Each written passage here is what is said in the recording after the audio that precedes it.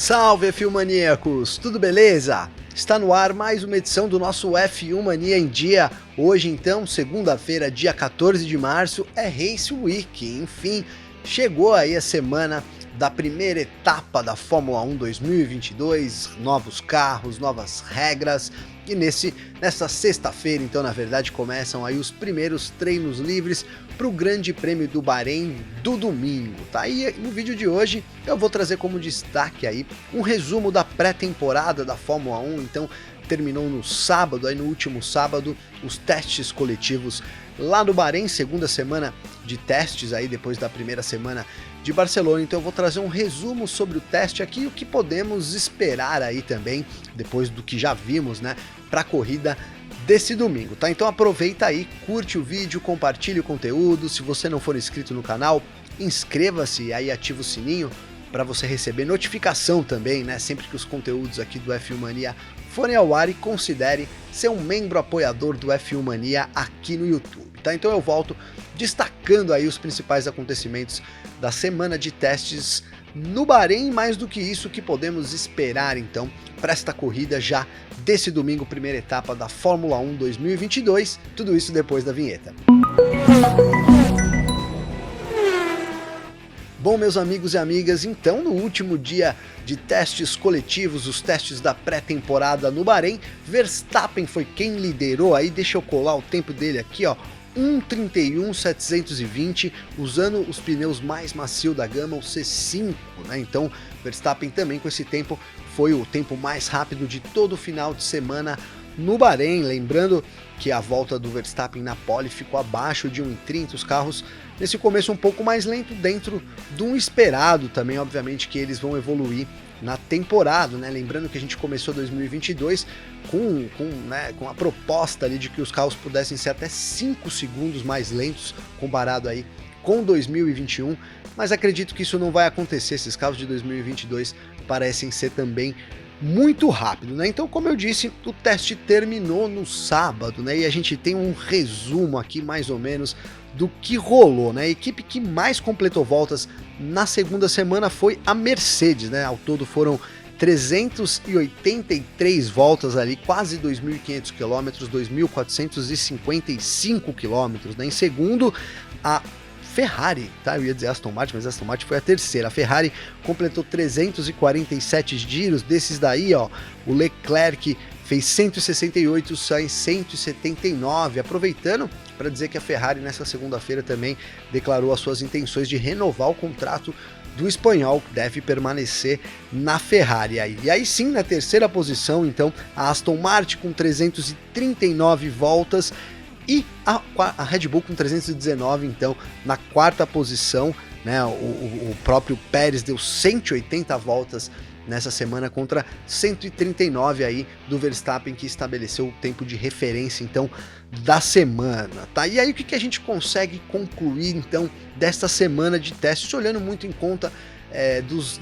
digamos que da tranquilidade, né? A gente fala muito isso lá no podcast o F1 Mania em Ponto, com o Carlos Garcia e comigo, né, sobre a tranquilidade na equipe. Diz muito mais do que os tempos de volta durante a pré-temporada, né? E o que eu tô dizendo com tranquilidade, né? É assim, aquelas movimentações não bruscas, né? Por exemplo, a gente teve a McLaren durante o terceiro dia, durante essa semana toda, mas o terceiro dia também foi marcado aí por problemas de freios. Então, vira e mexe, a equipe estava ali com o carro, com os tapumes ali, trabalhando bastante no carro, né? Diferente, por exemplo, de Ferrari, Red Bull e Mercedes, né? Sim, elas tiveram o tempo delas ali atrás do tapume, mas sempre trazendo novas soluções e não trabalhando exatamente em problemas, né? Essa é a grande verdade. A gente sai com um saldo muito positivo em termos de quilometragem para Mercedes, Red Bull e Ferrari, enquanto a McLaren, que na semana passada, retrasada, desculpa, em Barcelona, eu tinha colocado junto também com essas equipes, parece que nessa semana não foi tão bem assim. Além disso, junta-se o fato do Daniel Ricciardo ter ficado fora dos 3 dias, né? Então, dos testes aí, depois que ele testou positivo para Covid-19. Começou ali como uma intoxicação alimentar, na verdade foi isso que foi relatado à mídia, com a suspeita da Covid, e depois confirmou então confirmou-se que o Ricciardo estava mesmo com Covid, ele ficou de fora dos 3 dias de pré-temporada, mas é esperado para estar de volta no carro nesse final de semana, né? Então, na sexta-feira a gente deve ver o Ricciardo já a bordo do MCL 36, mas certamente é prejuízo tanto para a McLaren e principalmente para o Ricciardo. Lembrando que ele teve uma temporada de 2021 muito difícil, o foco dele era 2022, ele declarou isso junto com a McLaren também, mas começa já um pouco atrás. Perder 3 dias de testes realmente não é nada bom, né, para um começo de temporada, principalmente com carros novos, regulamentos tão diferentes, né? Eu colocaria aí, partindo ali para o fundo do pelotão, né, nas minhas apostas, acredito que a Haas foi a equipe que teve o menor desempenho durante essas 2 semanas de treinos, mas também, né, nessa segunda semana, principalmente nessa segunda semana, teve o atraso da chegada dos equipamentos, foi, digamos que dado um jeitinho ali, a FIA liberou no tempo de volta, essas 4 horas que a Haas perdeu pela manhã do primeiro dia, né, foi compensada então com os treinos de sexta e sábado. A equipe norte-americana teve horas extras aí na pista para poder compensar. No fim ela somou um bom número de voltas, foram 212 giros aí nessa última semana, mas rodeado de muitos problemas, né?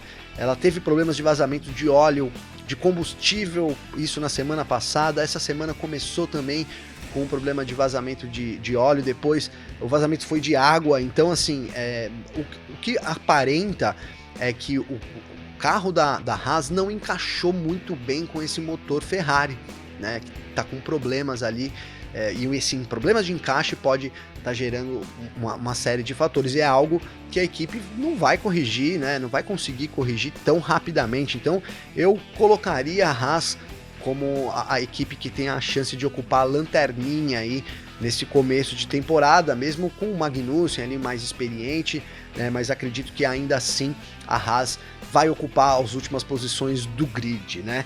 A Alfa Romeo vem um pouco atrás ali também. Ela teve uma primeira semana difícil, começou a segunda semana um pouco melhor, mas no último dia o Bottas de novo teve problemas, né? Ficou limitado aí, na verdade, o Bottas rodou 68 voltas, né? No finzinho ali ele teve um problema. A equipe somou um bom número de voltas durante essa última semana, foram 343, muito diferente da primeira semana, né? No geral, as equipes que andaram ruim na primeira semana melhoraram um pouco em termos de dados acumulados de quilometragem, né? Apesar dos problemas que eu citei aqui. Mas mesmo assim, eu ainda ligo um alerta ali para a Alfa Romeo, e aí resta saber a Williams, né? A Williams é realmente, né, uma incógnita. A gente teve também um problema sério com a Williams que pegou fogo nos freios ali do Nicolas Latifi, né? Então teve um princípio de incêndio, depois virou um incêndio com uma explosão, inclusive do sistema de freios ali, a gente pôde ver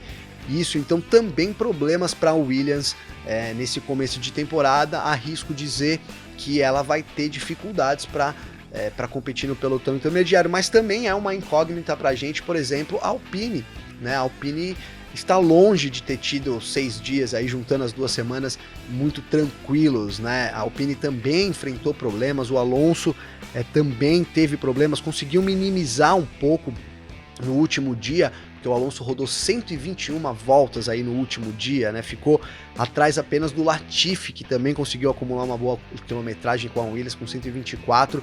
Então o Alonso conseguiu compensar um pouco esse tempo perdido, mas é difícil saber como que vai, né? Como que vai ser o desempenho real da Alpine, se ela vai ter principalmente problemas de confiabilidade ou não, né? A Aston Martin teve uma semana mais tranquila, sim, comparada com a primeira semana em Barcelona. Aparentemente a equipe encontrou um caminho, né? E a gente sabe, a Aston Martin vem reforçada, tanto em termos estruturais como em termos de corpo técnico também, né? Então eu diria que a chance da Aston Martin estar mais para frente esse ano é grande, né? E junto com a AlphaTauri também teve dias tranquilos, tanto nas 2 semanas, teve alguns problemas com o Tsunoda na primeira semana, com o Gasly também, mas parece que isso foi minimizado durante essa semana. Completou ali com 318 voltas, né? 176 do Tsunoda contra 142 do Gasly. Foi uma boa semana de treinos para a AlphaTauri, né? Então seria mais ou menos isso, né? A gente tem aí Só que uma ressalva aqui antes de eu colocar um top 10 aqui, para fazer o meu top 10 para vocês, claro que é a minha opinião de como a gente deve chegar para essa primeira corrida no Bahrein, né? A Mercedes, os seus próprios pilotos, então, depois do último dia, depois do sábado, inclusive o Hamilton, né, declarou que a equipe não estaria apta para brigar por vitórias já no Bahrein, né? E por outro lado, os problemas técnicos podem ser resolvidos ao longo da temporada, mas que também essa solução não seria imediata, né? Então, a Mercedes ligando esse alerta, né? Um alerta que a gente conseguiu ver com uma semana um pouco conturbada, assim, da Mercedes, diferente, apesar dela ter liderado em termos de voltas, a semana é até meio, né? Você fala que teve problemas, mas foi muito bem. Mas de fato os pilotos não estavam tão satisfeitos com o carro, né? E a gente viu uma Mercedes também sofrendo com o porpoising, né? Que é o carro pulando ali na reta, realmente grande, né? Realmente grande, parecia ter melhorado ali no primeiro dia do Bahrein, isso na quinta-feira, mas na verdade aqui no sábado terminou pulando demais, um problema que a McLaren também enfrenta.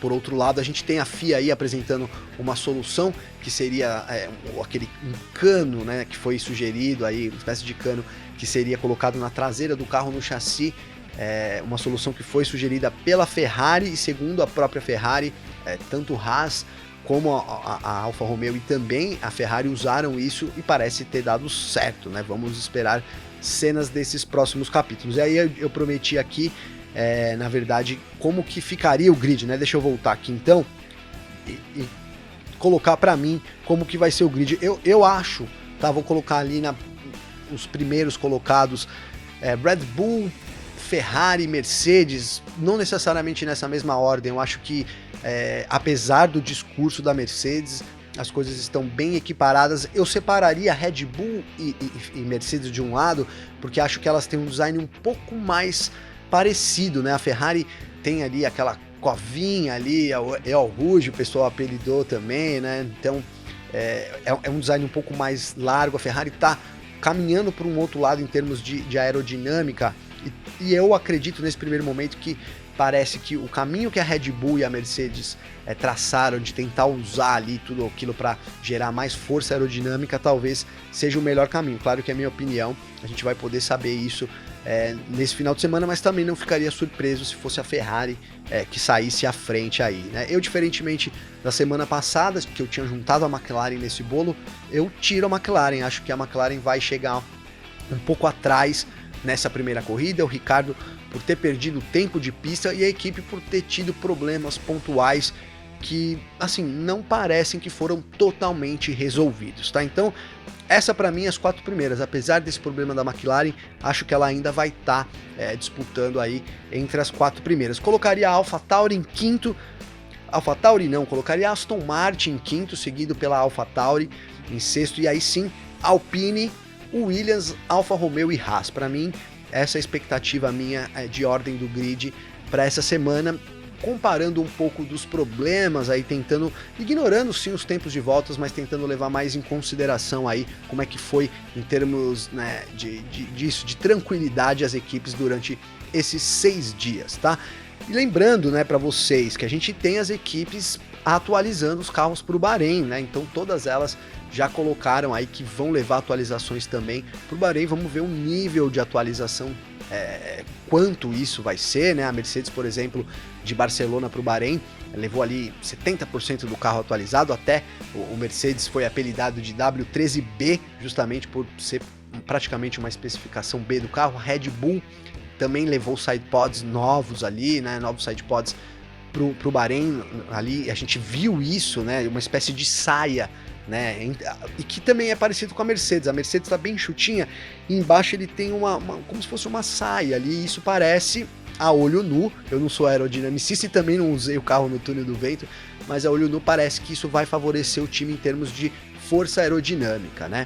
Agora, por outro lado, tem o porpoising também, então tudo isso tem que ser analisado e a gente vai descobrir isso rápido, né? Agora a gente está muito perto de descobrir essa hierarquia do grid, pelo menos nesse começo de temporada, porque de novo, sexta-feira acontecem aí os primeiros treinos no Bahrein, ainda pode ficar uma situação nebulosa, mas no sábado tem a qualificação, e aí sim a gente sabe quem é que tá mais forte ou não, pelo menos nesse começo de temporada, tá legal, pessoal? Então esse foi o resumo aí da pré-temporada da Fórmula 1, juntando o terceiro dia, as 2 semanas, tentando trazer um prospecto aqui para você do que a gente pode esperar então desse começo de temporada, tá legal, pessoal? Você que ficou comigo até agora aí, curtiu o vídeo, então dá aquele apoio, clica no botão curtir aí, compartilha o conteúdo. Se você não é inscrito, inscreva-se no canal também, e aí lembra de ativar o sininho, né, para você receber notificação sempre que os conteúdos do F1 Mania aqui forem ao ar, e considere também ser um membro apoiador do F1 Mania. Então você já segue a gente, já curtiu o vídeo, compartilhou o conteúdo. O próximo passo é você se tornar um membro apoiador, né? Aqui embaixo você vê aí, ó, seja membro, na verdade, clicando aí, vão aparecer 3 planos, escolhendo um, você tá apoiando o time do F1 Mania, claro, vai receber vantagens e benefícios exclusivos. Então, ó, essa semana a gente tem retorno das nossas lives, o parque fechado na sexta, no sábado e no domingo, tem de volta a temporada da Fórmula 1, então obviamente que essa semana vai estar cheia de novidades aqui, cheia de notícias no nosso F1 Mania em Dia. Por hoje é isso, eu volto amanhã aí com mais novidades, mais notícias do esporte a motor, um grande abraço e até mais.